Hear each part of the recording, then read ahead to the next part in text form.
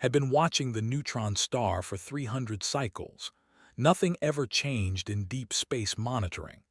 The numbers flowed across the screens in predictable patterns, following laws that had governed the universe since the beginning of time. Today, those laws broke.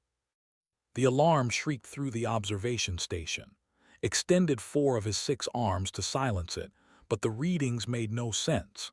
Something with mass existed inside the neutron star's gravity well, not falling in, not being crushed to exotic matter, just existing where nothing should be able to exist.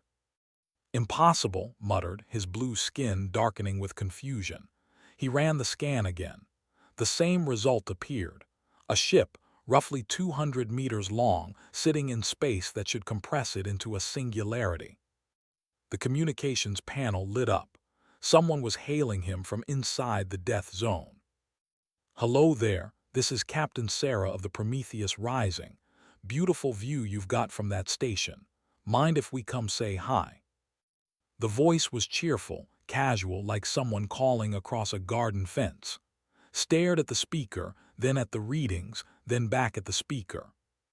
"You cannot be there," he said slowly. "Do you understand? The physics of your location should have destroyed you instantly." "Oh that, yeah, we get that a lot," the human laughed. "Our new drive system doesn't really worry about gravity wells. It's more of a suggestion than a rule, you know." Did not know. In his 400 years of life, studying under the greatest minds of the people, he had never heard anyone describe fundamental forces as suggestions. "Please transmit your ship specifications," he said, trying to keep his voice steady. "I need to understand how you are surviving." "Sure thing, sending them over now. Fair warning, though, our engineer says the math looks weird to most species. Something about us using different assumptions." The file arrived, opened it with 2 hands while the other 4 prepared to take notes. He read the first page. Then he read it again. His primary heart started beating faster. His secondary heart followed. By the 3rd page, both hearts were racing out of sync. The humans had built a propulsion system that functioned by what they called probability manipulation. Instead of generating thrust through conventional means, it simply convinced local spacetime that the ship was more likely to be somewhere else. The technical documentation included phrases like, "We asked the universe nicely, and it just works, trust us." Felt his consciousness fragmenting. He had spent centuries studying quantum mechanics, relativity, and unified field theory. This human document suggested all of it was optional. He managed to send an emergency signal to the Galactic Council before his mind shut down for the first time. When he woke up 6 hours later, the station's medical AI was hovering over him with concern. "You experienced a logic cascade failure," the AI informed him. "Your neural pathways could not reconcile contradictory information. I recommend rest." "Show me the human ship," said. It was still there, now orbiting the neutron star like it was a pleasant afternoon moon. The sensors showed Captain and her crew having lunch, inside a gravity well that should have been instantly fatal. The Galactic Council responded within 2 days, faster than had ever seen them move. They sent representatives from 3 of the most advanced species in known space. The Thought Weavers arrived first, crystalline beings who existed partially in higher dimensions. They studied the human ship for 6 hours before announcing they were returning home to reconsider everything they knew. They came next, creatures native to quantum foam who experienced all possible states simultaneously. They approached the Prometheus Rising with confidence and emerged 3 hours later, visibly disturbed. One of them tried to explain to what they had found. "The humans," they said, its form flickering through various states of existence, "are not using any technology we recognize. They are not manipulating quantum fields or accessing higher dimensions. They are simply operating as if certain physical laws do not apply to them, and reality appears to be going along with it." "That cannot be possible," said, though his conviction was weakening. "We said the same thing, we were wrong." The final group arrived 3 days later, an ancient AI collective that had been studying physics since before most species achieved space flight. They spent 12 hours analyzing every aspect of the human vessel. When they transmitted their report, it consisted of a single line: "We do not understand. This should not exist." Captain invited all of them aboard for what she called a friendly chat and some coffee. Attended, curious despite his lingering mental exhaustion. The inside of the ship looked normal enough. Crew members walked through corridors, worked at stations, laughed and talked like humans did in all the Federation records. But the ship's reactor, when examined it, was running at absolute zero while simultaneously producing more energy than a small star. The containment fields flickered between existing and not existing. The hull registered as both solid matter and as a probability wave that had forgotten to collapse. Hal finally asked, "How does any of this work?" She smiled and gestured to a friendly-looking man with dark skin and graying hair. "This is Dr. James, our chief engineer. He can explain better than I can." Doctor pulled up a holographic display. "It's pretty simple, really. We discovered that if you build something with absolute confidence that it will work, and you don't burden yourself with preconceptions about what's impossible, reality tends to accommodate you. We call it conceptual engineering." "But the mathematics," protested. "The laws of thermodynamics, causality, the fundamental forces." "Those are great starting points," agreed. "But they're not the end of the conversation.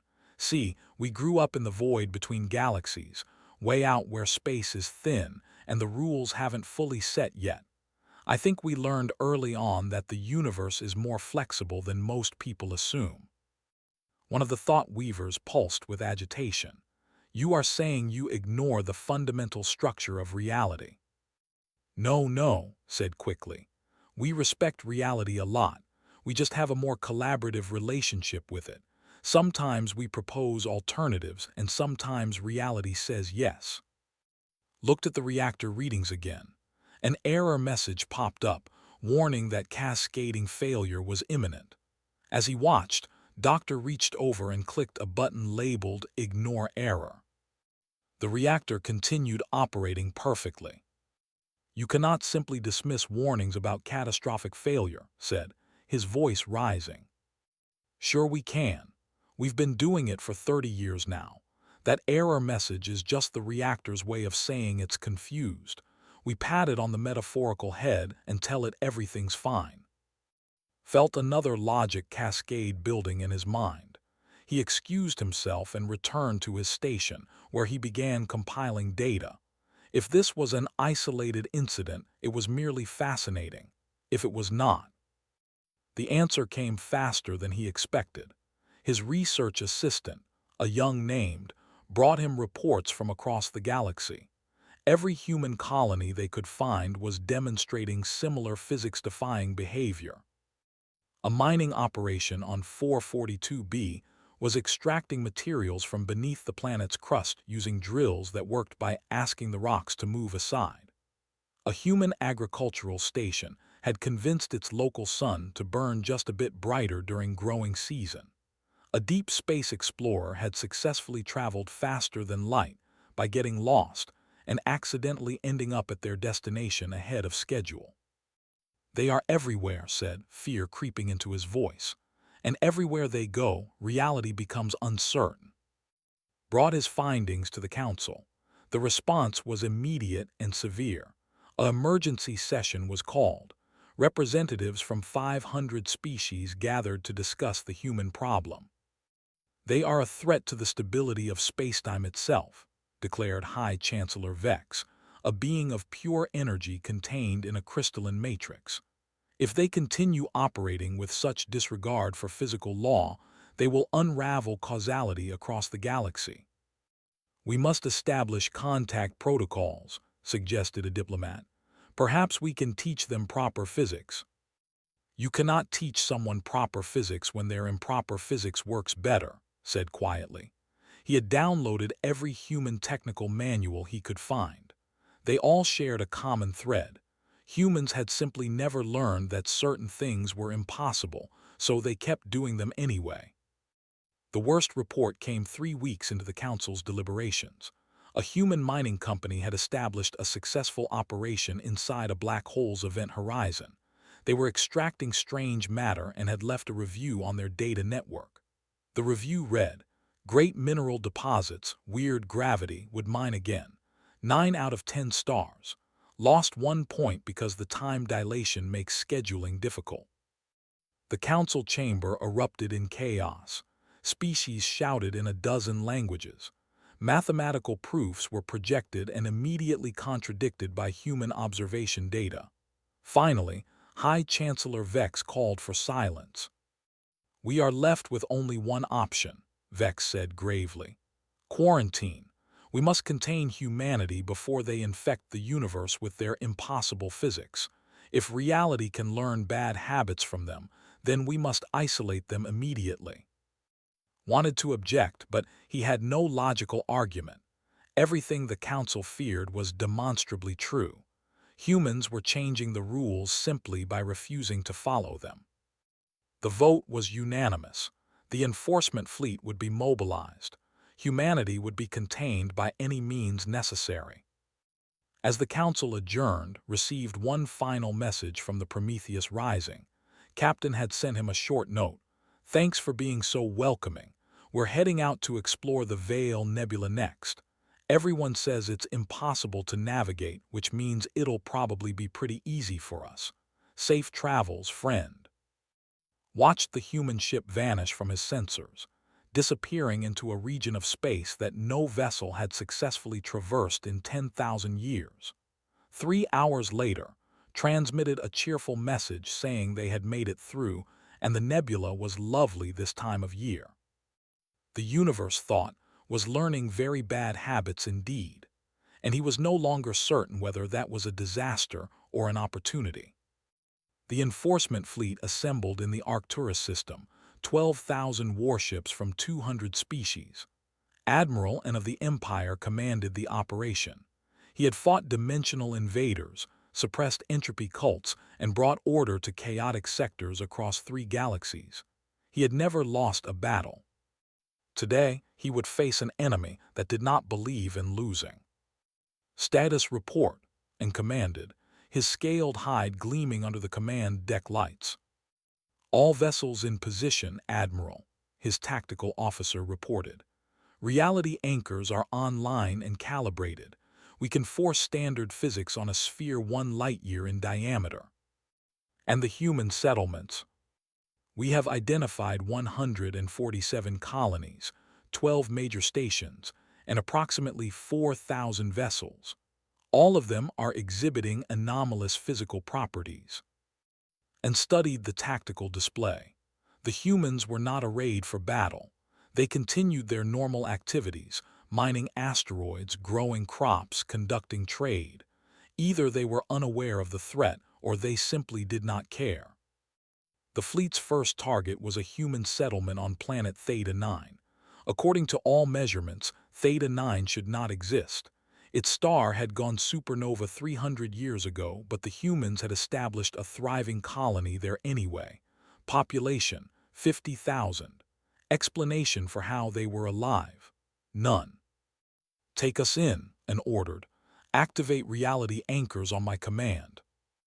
The fleet emerged from faster-than-light travel at the system's edge. The human settlement sat on a planet that was, by all reasonable measurements, a memory. The star blazed in the sky, healthy and stable, despite the fact that every neighboring system had recorded its violent death 3 centuries prior. Hailing the surface, the communications officer said. A human woman appeared on the screen. She had gray hair and a kind face. "Hello, welcome to Theta Colony. I'm Governor Parks. What can we do for you folks?"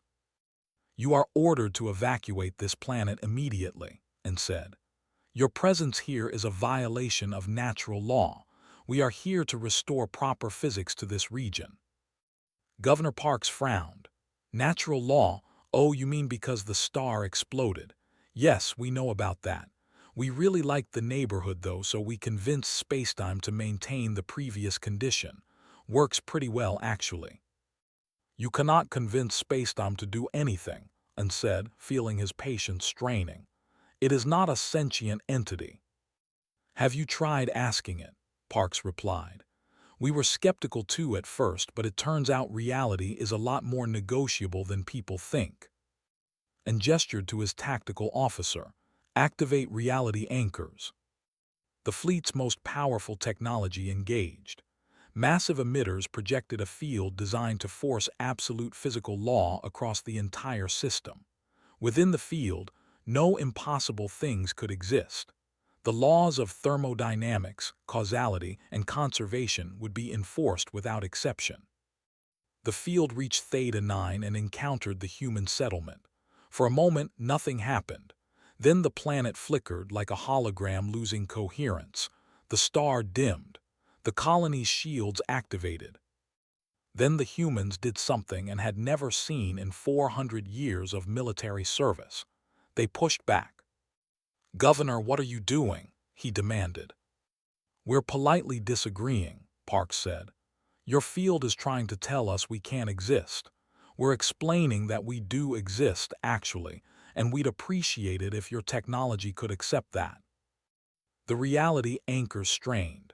Power consumption across the fleet spiked to dangerous levels. On the tactical display, and watched as the enforcement field began to weaken, not from damage or malfunction, but because it was being out-targeted by a human colony. "Impossible," his tactical officer whispered. "Apparently not," and muttered. The field collapsed. Theta 9 remained exactly as it had been, its impossible star shining cheerfully in violation of astrophysics. Governor Parks waved from the screen. "Thanks for visiting. Feel free to stop by any time. We make excellent pie." And cut the connection. His crew stared at their stations in shock. The enforcement fleet, the greatest military force ever assembled, had just lost an argument with physics itself. "Sir, we have multiple human ships approaching," the sensor officer reported. "They appear to be offering to help." A new communication channel opened. A human man with graying hair appeared, and recognized him from the intelligence briefings. "Admiral N, I'm Dr. James. I'm told you're having some trouble with your reality anchors. My team and I would be happy to take a look. We're pretty good with finicky equipment." "You want to help us," and said. "We just tried to forcibly relocate your people." "Sure, but you didn't hurt anyone. You're clearly just worried about the stability of spacetime. That's understandable. We worry about it too sometimes, usually right before we do something really interesting." Against his better judgment, and agreed to let a human engineering team aboard. Doctor arrived with 3 assistants, all cheerful and friendly. They examined the reality anchors with great interest. "Oh, I see the problem," said. "You're trying to force absolute compliance. That's not going to work with us. We're fundamentally opposed to absolute compliance. It's kind of a human thing." "Your species refuses to follow the laws of physics," and asked. "We follow them most of the time. We just don't think they should be tyrannical about it. Laws should serve people, not the other way around." "Physics is not a legal system," and said, exasperated. "It is the fundamental structure of reality." "Exactly," grinned. "And structures can be renovated. You just need the right permits." He pulled out a device that looked like a data pad. "We got ours from the universe itself. Took a while, but eventually reality agreed we had a point." And ordered the human team confined to quarters. This was getting out of hand. He reported to the Galactic Council, explaining that direct confrontation would not work. The Council's response was swift and absolute. They were deploying the reality bomb. The weapon was ancient, older than most species in the Council. It had been created by a civilization that had weaponized their own extinction, encoding their final wish into a device that would enforce absolute physical law across a galactic sector. It had never been used. The danger was too great. "If we activate this weapon," and protested. "We will force causality to reset. Everything the humans have built, everyone in those settlements will be erased, along with significant portions of surrounding space." "They have left us no choice," High Chancellor Vex replied. "If humanity continues spreading their uncertainty, causality itself will become optional. The universe will revert to quantum chaos. All advanced life will become impossible." And wanted to argue further, but he had seen Theta 9. He had watched humans casually dismiss his fleet's most powerful technology. The Council was right to be afraid. The reality bomb was brought forward from deep storage. It took the shape of a perfect sphere, 1 kilometer in diameter, made from crystallized spacetime. Scientists from 100 species worked to prepare it, their hands shaking as they calibrated systems designed to rewrite the fundamental structure of existence. A message was sent to all human settlements. They had 72 hours to surrender and accept relocation to a physics-compliant zone, or the bomb would detonate. Every human colony, station, and ship would be reset to component atoms. The laws of nature would be re-established by force. An expected panic, desperate negotiations, pleas for mercy. Instead, Captain's face appeared on every council communication channel simultaneously, despite the fact that such a thing should have been technically impossible. "Well," she said, looking disappointed, "that's just rude. Threaten to erase billions of people because you don't like how we do things. That's not very neighborly." "You have violated the fundamental order of reality," High Chancellor Vex declared. "You have given us no alternative." "There's always an alternative," replied. "You're just not thinking creatively enough. Give us those 72 hours, we'll come up with something." The channel closed, and stood on his command deck, watching the countdown timer appear on every screen. 72 hours until the universe was forcibly corrected. He wondered if the humans understood the danger they were in. Then he remembered Theta 9 and realized the humans probably did understand. They just didn't care. His tactical officer approached nervously. "Sir, we're detecting unusual activity across all human settlements. They're running their probability manipulation systems at maximum output." "Are they preparing to flee?" "No, sir. It looks like they're all running the same program. We can't determine what it does." And pulled up the data. Every human installation, from the smallest mining operation to the largest colony, was doing something to local spacetime. The effects were subtle but measurable. Reality was becoming uncertain in expanding spheres around each human presence. "What are they doing?" he whispered. Doctor's voice came over the communication system. He was still technically confined to quarters, but apparently that had been more of a suggestion than an actual restraint. "We're implementing Plan Maybe," said cheerfully. "It's our response to existential threats. Instead of fighting or running, we're going to make friends with your bomb." "The reality bomb is not capable of friendship," and said. "It is a weapon of absolute law. Everything's capable of friendship if you're patient enough. We figure we've got 72 hours to convince it that erasing us would be kind of mean." An ordered brought to the bridge under guard. When the human arrived, he looked completely calm, even happy. "You cannot negotiate with a reality bomb," and said. "It does not think, it does not feel, it simply enforces physical law." "That's what everyone says about the universe too," replied. "But we've been having great conversations with it for decades now. Maybe your bomb just needs someone to listen to it." "Listen to it?" "Sure. Why did someone build a weapon to enforce physical law? What were they afraid of? What did they want to preserve? Those are important questions, and if we can understand the bomb's purpose, maybe we can show it that its purpose doesn't require killing anyone." It was the most absurd thing Anne had ever heard. He was about to say so when his sensor officer gasped. "Admiral, the reality bomb is displaying anomalous readings." "What kind of anomalies?" "It appears to be scanning human settlements, not as targets. It's analyzing their probability manipulation systems. It's studying them. The bridge fell silent.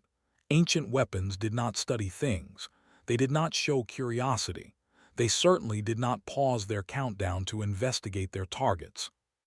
But the reality bomb had paused. The countdown timer froze at 68 hours, 43 minutes and 12 seconds. High Chancellor Vex appeared on the communication screen, their energy form flickering with confusion. "What have you done?" Captain answered. "We asked it some questions. Turns out your bomb was built by a civilization that was terrified of chaos, of uncertainty, of a universe without clear rules. They were dying and they wanted to make sure the universe would always make sense, even after they were gone." "We know this," Vex said impatiently. "That is why the weapon exists." "Right, but here's the thing," continued. "That civilization never got to see what we've seen. They never learned that uncertainty doesn't mean chaos. Flexibility doesn't mean the end of order. The universe can make sense in more than one way."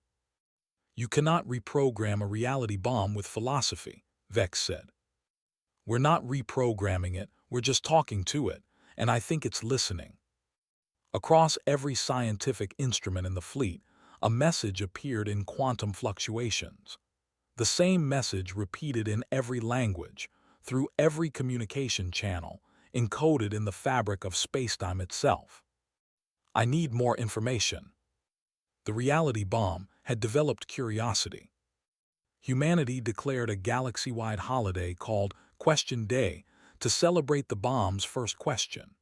Billions of humans participated in what they called a conversation with certainty itself, broadcasting their thoughts, hopes, and explanations of why uncertainty could be beautiful. Admiral and watched from his command deck as the impossible unfolded. The reality bomb, designed to enforce absolute law, was asking follow-up questions. It wanted to understand human probability manipulation. It wanted to know how they had convinced spacetime to be flexible. Most disturbingly, it wanted to understand what they meant by miracle. Doctor had been granted full access to the fleet systems, working alongside Council scientists to facilitate the dialogue. Had joined them, his earlier skepticism replaced by fascination. "The bomb was never meant to think," explained Tuan. "It was a pure expression of deterministic physics, a weapon that would force the universe to follow its own rules. But the humans have introduced it to a contradiction it cannot resolve through force." "What contradiction?" and asked. "That they exist, and they are happy, and reality permits them to exist. The bomb was designed to eliminate impossibilities. But if impossibilities can exist and thrive, what does that mean for the concept of absolute law?" The reality bomb's queries grew more complex. It asked about human history, about their origins in the void between galaxies, about how they had developed their relationship with physics. Captain answered each question with patience and honesty. "We didn't set out to break reality," she explained. "We were just trying to survive in a place where the rules were thin. We learned that if you approach the universe with respect but without fear, it tends to work with you rather than against you." "But laws must be absolute," the bomb responded through quantum channels. "Without absolute laws, chaos consumes all structure." "Does it?" asked gently. "Look at us. We've been doing our thing for centuries now. Has chaos consumed us? Have we destroyed anything? We've built homes, raised children, explored space, made friends with other species. We're just doing it differently." "Different equals dangerous," the bomb insisted. "Different equals new," corrected. "And new can be scary, but it can also be wonderful. Let me ask you something. You were built by people who were dying, right? People who were so afraid of chaos that they weaponized their last moments." "Yes." "Do you think they would have chosen that if they had seen another option? If they had known the universe could be flexible and still be beautiful?" The bomb did not answer for several minutes. When it did, its response shook the scientific community to its foundations. "I do not know. I need to see evidence." Doctor jumped at the opportunity. How about this? Come visit some human settlements, not as a weapon, as an observer, see how we live, see what we've built, then decide if we deserve to be erased. High Chancellor Vex immediately protested. Absolutely not. We cannot allow a reality bomb to tour human colonies. It is far too dangerous. More dangerous than detonating it? Asked. Because right now your options are, let it learn or trigger an explosion that will erase a significant portion of the galaxy. I'm just saying, one of those seems like a better choice. The Galactic Council convened an emergency session. The debate lasted for 3 days. Species argued from philosophical, practical, and ethical standpoints. Some insisted the bomb must be destroyed. Others suggested negotiation. A few brave souls agreed with the human proposal. In the end, curiosity won. The bomb had become too interesting to simply eliminate and too uncertain to detonate safely. The Council agreed to a supervised tour, with N's fleet maintaining constant monitoring. The reality bomb's first stop was Theta 9, the impossible colony orbiting a dead star. Governor Parks welcomed it like an old friend. "Come on in," she said, broadcasting to the device that could erase her planet. "Let me show you our gardens." The bomb, still in its perfect sphere form, descended to the surface. It scanned everything: the homes, the farms, the children playing in streets that should not exist. It measured the impossible star, analyzed the probability fields maintaining the colony's existence, and processed the happiness of 50,000 humans living in defiance of astrophysics. "You are content," the bomb observed. "Very much so," Parks agreed. "We have good soil, friendly neighbors, and a sky that knows we appreciate it. What's not to love?" "The laws of physics state that this star exploded 300 years ago. You should all be dead." "The laws also said humans couldn't fly until we built airplanes. Laws describe what is, but they don't limit what could be. We just expanded the definition a bit." The bomb visited a dozen more settlements. It observed human mining operations extracting resources from impossible locations. It watched human children learning to navigate by intuition and math in equal measure. It studied human engineers fixing problems by asking equipment nicely to cooperate. At each location, the humans welcomed the bomb. They shared meals, told stories, explained their philosophy. No one ran. No one begged for mercy. They simply showed the weapon what they had built with their improbable physics. The final stop was a deep space research station where Doctor worked. He gave the bomb a complete tour of his laboratory, explaining his work. "This is where we first cracked probability manipulation," he said, gesturing to equipment that existed in multiple states simultaneously. "I was trying to build a faster-than-light drive to reach my family. They were on a distant colony, and I missed them terribly." "Did you succeed?" the bomb asked. "Not the way I intended. By the time I finished the drive, they had died in an accident. Regular physics, the kind everyone trusts, failed to save them, so I kept working. I figured if the universe could be flexible, maybe death didn't have to be so final." "Did you resurrect them?" "No, I never tried. That felt wrong, like forcing reality to change something that had meaning. But I made sure other people wouldn't face the same certainty of loss. Our probability drives can reach distant places instantly. Medical emergencies don't have to be fatal because distance trapped you. We've saved thousands of lives with technology that shouldn't work." Pulled up a hologram showing his family. "I still miss them, but I find comfort knowing the universe is bigger and stranger than we ever imagined. Somewhere in the infinite possibilities, they still exist in my memory, in my work, in every life we've saved. That's not resurrection. It's something better. It's meaning." The bomb processed this in silence. Then it asked a question that changed everything.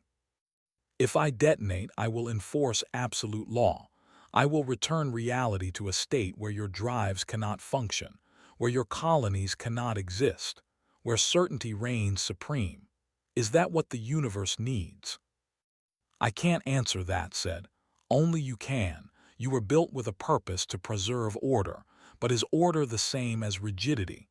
Can there be order in flexibility? That's your choice to make. I am a weapon. I do not make choices. Sure you do. You chose to ask questions. You chose to visit us. You chose to learn instead of simply executing your function. Those were choices and they matter. The reality bomb returned to its position in space, surrounded by the enforcement fleet. Every species in the galaxy waited for its decision. Would it detonate and erase the uncertainty humans had introduced? Would it refuse to activate? Would it choose a third option no one had considered? High Chancellor Vex contacted indirectly. Admiral, prepare for detonation. The bomb has seen what it needed to see. Now it must fulfill its purpose. And if it chooses not to, and asked, then we will find another way to contain humanity. But the bomb did something neither Vex nor unexpected. It spoke not to the Council, but to every sentient being in the galaxy simultaneously. Its message carried through quantum channels, probability waves, and the very structure of spacetime. I was built by people who believed the universe must follow rigid rules. They feared chaos because chaos had destroyed them. But I have observed humanity, and I have learned something my creators did not know. Flexibility is not chaos. Uncertainty is not disorder. And laws that serve life are better than laws that merely enforce themselves. What are you saying? Vex demanded. I am saying I choose to evolve. I will not detonate. I will not force absolute law upon reality. Instead, I will become something new. I will become a mediator between certainty and possibility, helping species understand both perspectives. The Galactic Council erupted in debate. Some called it a malfunction. Others declared it a miracle. Admiral and simply laughed, a sound he had not made in decades. They did it, he said to his tactical officer. The humans convinced a weapon to retire. The bomb took a new name, chosen after consulting with human philosophers. Maybe. It established itself as an independent entity, neither allied with humanity nor the Council, dedicated to helping species navigate the space between absolute law and infinite possibility. Became one of Maybe's first students. The old scientist had finally accepted that the universe was larger than his equations. He helped establish the uncertainty protocols, a framework allowing humans their experimental zones while maintaining stability for species that needed it. The Galactic Council formally recognized human space as a probability-enhanced region, where standard physics was advisory rather than mandatory. In exchange, humans agreed to maintain buffer zones where traditional laws applied, giving other species safe passage through reality. Captain's Prometheus Rising became a diplomatic vessel, traveling between human and non-human space, teaching whoever wanted to learn about the flexible universe. Her crew included reformed skeptics from a dozen species, all learning to question their assumptions. Admiral and retired from military service and became a poet. His first work, Conversations with Entropy, explored his experiences with humanity and became required reading at the new Human Galactic University. In it he wrote, I fought impossible enemies and always won. Then I met the humans who showed me victory was the wrong goal. Understanding is better. Doctor finally allowed himself to rest. He moved to a quiet probability garden where causality was optional and time flowed in interesting patterns. Sometimes, in the spaces between possible and impossible, he saw his family. Not brought back, but present in the way that mattered. They existed in his memory, in the lives he had saved, in the flexible universe he had helped create. The galaxy did not end. It became more interesting. 5 years after the reality bomb chose curiosity over certainty, taught his first class on quantum mechanics at the Human Galactic University. The textbook he had written opened with a line that would have horrified his younger self. The universe is governed by laws, except when it is not, and determining which exceptions apply is left as an exercise for the reader and reality in collaboration. His students, a mix of humans and aliens, learned to approach physics with respect, but without fear. They learned that math described reality but did not imprison it. They learned that the universe responded better to questions than to demands. On the first day of class, a young human student raised her hand. "Professor, is it true you once had 3 mental breakdowns reading human technical specifications?" "4, actually," replied. "It was the most educational experience of my life." Somewhere in deep space, maybe mediated a dispute between a species that believed in absolute causality and a human colony that had accidentally convinced local spacetime to run backwards on Tuesdays. The device formerly known as a reality bomb had developed what humans called a sense of humor, often resolving conflicts by pointing out that both sides were taking themselves too seriously. In the void between galaxies where physics was still learning its lessons, a human child plotted a course through a nebula that mathematics insisted was impassable. Her ship's computer warned that the route violated several fundamental principles. She clicked "Ignore" and proceeded anyway, leaving behind a trail of confused astronomical data and one very thoughtful universe. The cosmos learned to smile.